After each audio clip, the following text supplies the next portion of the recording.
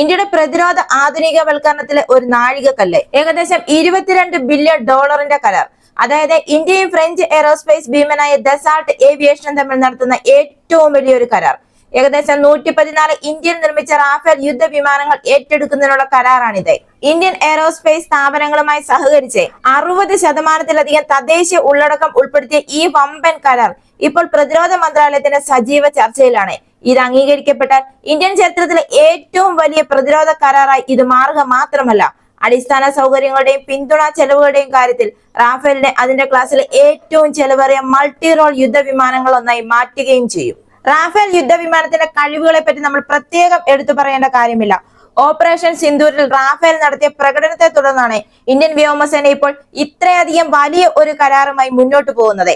സംഘർഷത്തിനിടെ വിമാനത്തിന്റെ നൂതനമായ Spectra electronic warfare suit പാകിസ്ഥാന്റെ J-10, JF-17 ജെറ്റുകൾ വിക്ഷേപിച്ച ഒന്നിലധികം Chinese PL-15 air to air മിസൈലുകളെയാണ് ഒഴിവാക്കിയത്. ഇതതിനെ യുദ്ധ മികവിന്റെ അടിവരെയാണ് കാണിക്കുന്നത്. ഇപ്പോൾ ഈ ദസാൾട്ട് ഏവിയേഷൻ നൽകിയ കണക്കുകൾ പ്രകാരം 114 വിമാനങ്ങളുടെ ആകെ കരാർ മൂല്യം എന്ന് പറയുന്നത് 22 ബില്യൺ ഡോളറാണ്. അതായത് ഒരു യൂണിറ്റിന് ഏകദേശം 193 മില്യൺ ഡോളർ വില വരും. ഇന്ത്യയിൽ നിർമ്മിച്ച ഉൽപാദന മോഡലിന് അത്യാവശ്യമായ ഉൽപാദന സൗകര്യങ്ങൾ, പരിശീലന പരിപാടികൾ, പരിപാലന സജ്ജീകരണങ്ങൾ, ലോജിസ്റ്റിക് പിന്തുണ തുടങ്ങിയ അടിസ്ഥാന സൗകര്യ ചെലവുകൾ ഈ എസ്റ്റിമേറ്റിൽ വ്യക്തമായി ഉൾപ്പെടുത്തുന്നുമുണ്ട്. 4.5 തലമുറ സാങ്കേതിക വിദ്യ, ഉയർന്ന തദ്ദേശീയ ഉള്ളടക്കം, സമഗ്ര പിന്തുണ പാക്കേജുകൾ എന്നിവയ്ക്കുള്ള പ്രീമിയം ഈ വില നിർണയത്തിൽ പ്രതിഫലിക്കുന്നുണ്ട്. എന്നാൽ മൾട്ടി റോൾ ഫൈറ്റർ വിഭാഗത്തിലെ മറ്റ് ജെറ്റുകളുമായി താരതമ്യപ്പെടുത്തുമ്പോൾ ഈ മൂല്യത്തെക്കുറിച്ചുള്ള ചോദ്യങ്ങൾ ഉയരുന്നുമുണ്ട്. അതായത് പ്രാരംഭ സ്പെയറുകൾ, സിമുലേറ്ററുകൾ, ഡിപ്പോ സൗകര്യങ്ങൾ തുടങ്ങിയ അടിസ്ഥാന സൗകര്യങ്ങൾ കൂടി കണക്കിലെടുക്കുമ്പോൾ പോലും ഈ റാഫേലിന്റെ ഒരു യൂണിറ്റിന്റെ ചെലവെന്ന് പറയുന്നത് നിരവധി എതിരാളികളുടേതിനേക്കാളും കൂടുതലാണ്.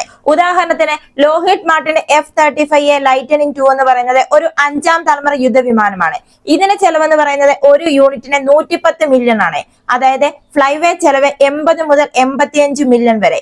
അനുബന്ധ ചെലവുകൾ അതായത് ഡിപ്പോ, അറ്റകുറ്റപ്പണി, ഗ്രൗണ്ട് ഉപകരണങ്ങൾ, സ്പെയറുകൾ മൊത്തം കൂടി ഏകദേശം 25 മുതൽ 30 മില്യൺ വരെ എത്തും. അടുത്തതാണ് ബോയിങ്ങിന്റെ F4A-18E അല്ലെങ്കിൽ സൂപ്പർ ഹോർണറ്റ് ബ്ലോക്ക് 3. ഇതൊരു 4.5 തലമുറ യുദ്ധവിമാനമാണ്. ഇതിന്റെ ചെലവെന്ന് പറയുന്നത് 67 മുതൽ 80 ദശലക്ഷമാണ്. അടിസ്ഥാന യൂണിറ്റിന് 55 മുതൽ 67 മില്യൺ വരെ ചെലവാകാനുള്ള സാധ്യതയുണ്ട്.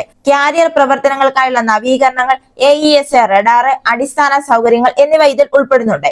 17 യൂണിറ്റുകൾക്കായുള്ള സമീപകാല അമേരിക്കൻ നാവികസേനയുടെ കരാർ എന്ന് പറയുന്നത് ആകെ 1.1 ബില്യൺ ഡോളറാണ്. അടുത്ത ഒരു 4.5 തലമുറ യുദ്ധവിമാനമാണ് യൂറോ ഫൈറ്റർ ടൈഫൂൺ. ഇതിന്റെ ഒരു യൂണിറ്റിന്റെ വില എന്ന് പറയുന്നത് 117 മുതൽ 130 മില്യൺ ആണ്. അടുത്തതായ നമ്മുടെ സുഗോയ് Su-35S. ഇത് ഒരു 4.5 തലമുറ യുദ്ധവിമാനമാണ്. ഇതിന്റെ ഒരു യൂണിറ്റിന് 65 മുതൽ 85 ദശലക്ഷം വരെ വിലയുണ്ട്. ഇത് കയറ്റുമതി ചെയ്യുന്ന യൂണിറ്റിന്റെ വില എന്ന് പറയുന്നത് 83 മുതൽ 85 മില്യൺ ആണ്. ആഭ്യന്തര റഷ്യൻ വില എന്ന് പറയുന്നത് 40 മുതൽ 50 മില്യൺ ആണ്. എന്നാൽ ഇത് കയറ്റുമതിക്കുള്ള ആയുധങ്ങളും അടിസ്ഥാന സൗകര്യങ്ങളും ഉൾപ്പെടുന്ന പൂർണ്ണ പാക്കേജിന് ഏകദേശം 80 മില്യൺ ഡോളറിനടുത്ത് വരും എന്നും പറയുന്നുണ്ട്. ഇങ്ങനെ ഈ യുദ്ധവിമാനങ്ങളുമായെല്ലാം താരതമ്യം ചെയ്യുമ്പോൾ റാഫേലിന്റെ വില എന്ന് പറയുന്നത് വളരെയധികം കൂടുതലാണ്. എന്നാൽ റാഫേലിന്റെ വില ഇത്രയധികം ഉയർന്നതാണ് എങ്കിലും ഇതിന്റെ ഒമ്നി റോൾ കഴിവുകൾ, വായു മേധാവിത്യം, കര ആക്രമണങ്ങൾ, ആണവ പ്രതിരോധം, ഇലക്ട്രോണിക് യുദ്ധം എന്നിവ തമ്മിലുള്ള തടസ്സമില്ലാത്ത പരിവർത്തനങ്ങളും മേക്ക് ഇൻ ഇന്ത്യ ആവശ്യകതകളും ചേർന്നെടുത്തതാണ് ഈ കാണിക്കുന്നത്. മേക്ക് ഇൻ ഇന്ത്യ സംരംഭത്തിന് കീഴിൽ പ്രതിരോധ നിർമ്മാണത്തിൽ സ്വാശ്രയത്വം കൈവരിക്കാനുള്ള ഇന്ത്യയുടെ പ്രേരണയുമായി പൊരുത്തപ്പെടുന്ന 60%-ലധികം ഉള്ളടക്കവും പ്രാദേശികമായി ഉത്പാദിപ്പിക്കാമെന്ന് പ്രതീക്ഷിക്കുന്ന ഒരു പ്രധാന തദ്ദേശീയ ഘടകത്തിനാണ് ഇപ്പോൾ ഈ പദ്ധതി ഊന്നൽ നൽകുന്നത്. ഇപ്പോൾ ഇങ്ങനെ ഈ 114 റാഫേൽ ജെറ്റുകൾ ഏറ്റെടുക്കുന്നത് ഇന്ത്യൻ വ്യോമസേനയുടെ പ്രവർത്തന ശേഷിയെ ഗണ്യമായി വർദ്ധിപ്പിക്കും. ഫ്രാൻസിൽ നിന്ന് നേരത്തെ വാങ്ങിയ 36 റാഫേൽ ജെറ്റുകളുടെ നിലവിലുള്ള ഫ്ലീറ്റിനെ അടിസ്ഥാനമാക്കിയായിരിക്കും ഇത് വികസിപ്പിക്കുക. ഇന്ത്യൻ എയറോസ്പേസ് സ്ഥാപനങ്ങളുമായുള്ള സഹകരണം ആഭ്യന്തര പ്രതിരോധ നിർമ്മാണ ആവാസ വ്യവസ്ഥയെ ഉത്തേജിപ്പിക്കുകയും തൊഴിലവസരങ്ങൾ സൃഷ്ടിക്കുകയും സാങ്കേതിക പുരോഗതി വളർത്തിയെടുക്കുകയും ചെയ്യുമെന്നും പ്രതീക്ഷിക്കുന്നു. 114 മേക്ക് ഇൻ ഇന്ത്യ റാഫേൽ യുദ്ധവിമാനങ്ങൾ വാങ്ങുന്നതിനുള്ള ഇന്ത്യൻ വ്യോമസേനയുടെ ബിഡ് പ്രതിരോധ മന്ത്രാലയത്തിന് ഔദ്യോഗികമായി ലഭിച്ചിരിക്കുകയാണിപ്പോൾ. ഏകദേശം 2 ലക്ഷം കോടി രൂപയിലധികം വിലമതിക്കുമെന്ന് കണക്കാക്കപ്പെടുന്ന ഒരു മെഗാ പ്രൊപ്പോസലാണിത്. ടാറ്റ പോലുള്ള ഇന്ത്യൻ എയറോസ്പേസ് നിർമ്മാതാക്കളുമായി ദസാൾട്ട് ഏവിയേഷൻ പങ്കാളിത്തം പുലർത്തുന്ന തന്ത്രപരമായ പങ്കാളിത്ത മാതൃകയിലാണ് ഈ സംഭരണം നടപ്പിലാക്കുക. കൂടാതെ 60%-ലധികം തദ്ദേശീയ ഉള്ളടക്കം കൈവരിക്കുക എന്നതാണ് ഇതിന്റെ ലക്ഷ്യവും. ഇന്ത്യൻ വ്യോമസേന ഏതാനും ദിവസങ്ങൾക്ക് മുമ്പാണ് കേസ് സ്റ്റേറ്റ്മെന്റ് സമർപ്പിച്ചിരിക്കുന്നത്. ഈ നിർദ്ദേശം പ്രതിരോധ ധനകാര്യത്തിലും അനുബന്ധ വിഭാഗങ്ങളിലും അന്തർ മന്ത്രാലയ പരിശോധനയ്ക്ക് വിധേയമായിക്കൊണ്ടിരിക്കുകയാണ്. അവലോകനം ചെയ്തു കഴിഞ്ഞാൽ പ്രതിരോധ മന്ത്രി അധ്യക്ഷനായ പ്രതിരോധ സംഭരണ ബോർഡിലേക്ക് ഇത് മാറ്റും. തുടർന്ന് പ്രതിരോധ ഏറ്റെടുക്കൽ കൗൺസിൽ ഇത് ചർച്ച ചെയ്യും.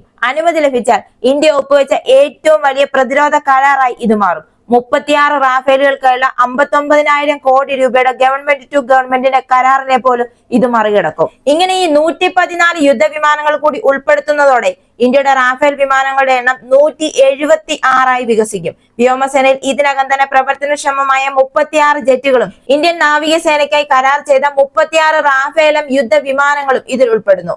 മൊത്തത്തിൽ ഇത് സുഖോ 30 MKയും വരാനിരിക്കുന്ന തദ്ദേശീയ യുദ്ധവിമാനങ്ങളും ചേർന്ന് ഇന്ത്യയുടെ മുൻനിര യുദ്ധ വ്യോമശക്തിയുടെ ഒരു പ്രധാന സ്തംഭമായി റാഫേലിനെ സ്ഥാപിക്കും. അതേപോലെ തന്നെ ഇന്ത്യൻ വ്യവസായ പങ്കാളിത്തത്തോടെ റാഫേലിന്റെ M88 എഞ്ചിനുകളുടെ ദീർഘകാല നിലനിൽപ്പ് ഉറപ്പാക്കുന്നതിനായി ഹൈദരാബാദിൽ റാഫേലിന്റെ M88 എഞ്ചിനുകൾക്കായി മെയിന്റനൻസ്, റിപ്പയർ തുടങ്ങിയവയ്ക്കായി ഒരു ഓവറോൾ ഹബ്ബ് ദസാൾട്ട് സ്ഥാപിക്കുമെന്നും പ്രതീക്ഷിക്കുന്നു. തന്ത്രപരമായി ഓപ്പറേഷൻ സിന്ദൂറിലൂടെ പ്രവർത്തനം അരങ്ങേറ്റം കുറിച്ചതിനു ശേഷം റാഫേൽ ഇന്ത്യൻ വ്യോമസേനയിൽ ശക്തമായ ഒരു വിശ്വാസ്യതയാണ് നേടിയെടുത്തിരിക്കുന്നത്. സ്പെക്ട്ര ഇലക്ട്രോണിക് വാർഫെയർ സ്യൂട്ട് ഉപയോഗിച്ച് എതിരാളി സംവിധാനങ്ങളെ മറികടന്നതായും ചൈനയുടെ PL-15 ദീർഘദൂര എയർ ടു എയർ മിസൈലുകളെ വിജയകരമായി നേരിട്ടതായിട്ടുമുള്ള റിപ്പോർട്ടുകളാണ് ഉള്ളത്. ഇതുകൂടാതെ സ്കാൽപ്പ് ക്രൂയിസ് മിസൈലുകളും അതിനപ്പുറമുള്ള ദീർഘദൂര എയർ ടു ഗ്രൗണ്ട് സ്ട്രൈക്ക് ആയുധങ്ങൾ ഉൾപ്പെടെയുള്ള അധിക മെച്ചപ്പെടുത്തലുകളും ഈ ഇന്ത്യൻ റാഫേലുകളിൽ ഉൾപ്പെടുത്തും. ഓപ്പറേഷനുകളിൽ പാകിസ്ഥാൻ സൈന്യത്തിനും തീവ്രവാദ അടിസ്ഥാന സൗകര്യങ്ങൾക്കുമെതിരെ ഫലപ്രദമാണെന്ന് തെളിയിച്ച മിസൈലുകളാണ് ഇവയൊക്കെ.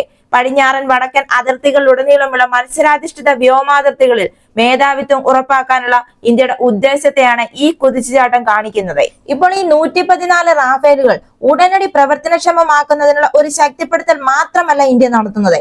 2035 ശേഷം ഇന്ത്യയുടെ തദ്ദേശീയ അഡ്വാൻസ്ഡ് മീഡിയം കോമ്പാക്ട് എയർക്രാഫ്റ്റ് അഥവാ AMCA പ്രോഗ്രാം വൻതോതിലുള്ള ഉൽപാദനത്തിലേക്ക് കടക്കുകയാണ്. യുദ്ധവിമാന നിർമ്മാണത്തിൽ ഇന്ത്യയുടെ പ്രാദേശികവൽക്കരണ മുന്നേറ്റം വിശാലമായ എയറോസ്പേസ് നേട്ടങ്ങളിലേക്ക് നയിക്കുമെന്നാണ് പ്രതീക്ഷിക്കുന്നത്. ഇങ്ങനെ ഇന്ത്യയുടെ തദ്ദേശീയ ഘടകങ്ങൾ സംയോജിപ്പിക്കുന്നത് ഫ്യൂസലേജുകൾ, ഏവിയോണിക് സംഭാവനകൾ, ഒന്നിലധികം വിതരണക്കാരിലൂടെയുള്ള ഘടക നിർമ്മാണം എന്നിവയൊക്കെ ഇതിൽ ഉൾപ്പെടുത്തും. ഇതിന് MRO, സ്പെയർ ഇൻഫ്രാസ്ട്രക്ചർ എന്നിവയുടെ പിന്തുണയും ഉണ്ടാകും. അതിനാൽ ഇന്ത്യയിൽ നിർമ്മിച്ച റാഫേൽ പദ്ധതി ഒരു സൈനിക ഏറ്റെടുക്കൽ എന്ന നിലയിൽ മാത്രമല്ല, ഇന്തോ ഫ്രഞ്ച് പ്രതിരോധ ബന്ധങ്ങൾ കൂടുതൽ ആഴത്തിലാക്കുകയും ആത്മനിർഭർ ഭാരത് ലക്ഷ്യങ്ങൾക്ക് അനുസൃതമായി ഇന്ത്യയുടെ എയറോസ്പേസ് ആവാസ വ്യവസ്ഥയെ ഉത്തേജിപ്പിക്കുകയും ചെയ്യുന്ന ഒരു തന്ത്രപരമായ വ്യാവസായിക നിക്ഷേപമായിട്ടാണ് നിലകൊള്ളുന്നത്. ഈ വീഡിയോ ഇഷ്ടമായെങ്കിൽ മറക്കാതെ തന്നെ ഒരു ലൈക്ക് തരിക. ഈ ചാനൽ നിങ്ങൾ ഇതുവരെ സബ്സ്ക്രൈബ് ചെയ്തിട്ടില്ല എങ്കിൽ ഒന്ന് സബ്സ്ക്രൈബ് ചെയ്യുക. മറ്റൊരു വീഡിയോയുമായി വീണ്ടും കാണാം.